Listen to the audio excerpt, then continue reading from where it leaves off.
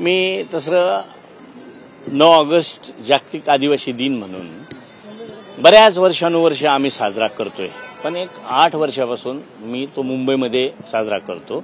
त्या निमित्तानं प्रत्येक वर्षी आमच्या वेशभूषा, आमचं नृत्य, आमचं खाद्य असे सगळं प्रदर्शन करायचा प्रयत्न आम्ही करत असतो आणि त्या पद्धतीने उद्याचा दिवस आम्ही साजरा करतोय का जेणेकरून तो दिवस बरोबर आमचे जे काही क्रांतिकारी आहेत, क्रांतिकारक आहेत, त्या लोकांचं स्मरण व्हावं, त्यांच्या स्मृती जागे व्हाव्यात म्हणून साठी युवक तालुक्यात, गावागावांमध्ये, जिल्ह्यांमध्ये आणि राज्यभर मी करायचं किंवा आमचे काही आमदार मिळून आम्ही करत असतो।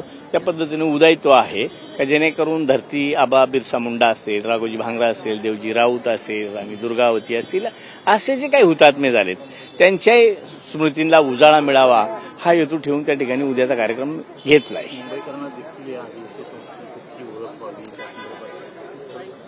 मुंबईला तशी आदिवासी मंडळीची ओळख व्हावी असं मला वाटत नाही, कारण मुंबईमध्ये तसं आदिवासींचं जर बघितलं आपण तर अनेक पाडे आज आदिवासींच्या नावाने दिसतात। आदिवासींचं वास्तव्य आहे, आदिवासींची घरं आहेत, त्यांची राहणी आहे, सगळ्या गोष्टी आहेत, पण थोडंसं शहरी बॅकग्राऊंड लागल्यामुळं थोडंसं राहणीमानात बदल झालाय।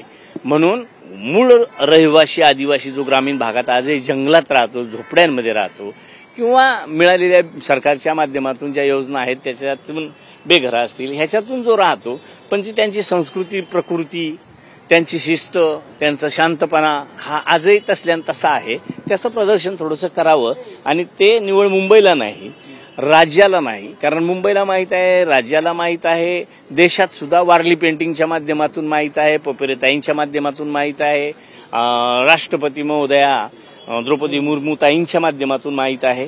त्याच्यामुळे आदिवासी हा कुठवर आहे हे सगळ्यांना माहीत आहे, पण माझी खंत एक आहे का ही संस्कृती का जसं मी त्यांच्या सगळ्यांच्या तुमच्या आशीर्वादानं जेव्हा बाहेरच्या देशांमध्ये जातो तर अनेक राज्यांचे वेगवेगळ्या कला ह्या मग विमानतळावर असतील, चांगल्या पर्यटन स्थळावर असतील, त्या पाहायला मिळतात, पण आमच्या आदिवासींची संस्कृती पाहायला मिळत नाही।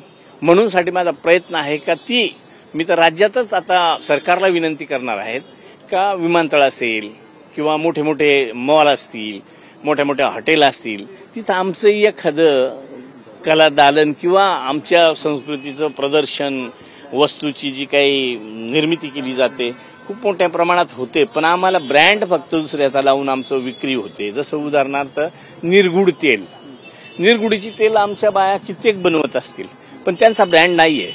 तो ब्रँड लावून निरगुडीच्या तेलाचा उपयोग, भाजीचा उपयोग, ह्या ज्या काही गोष्टी आहेत ह्या बाहेर जाव्यात हा दृष्टिकोन त्याच्या पाठीमागचा आहे। धन्यवाद।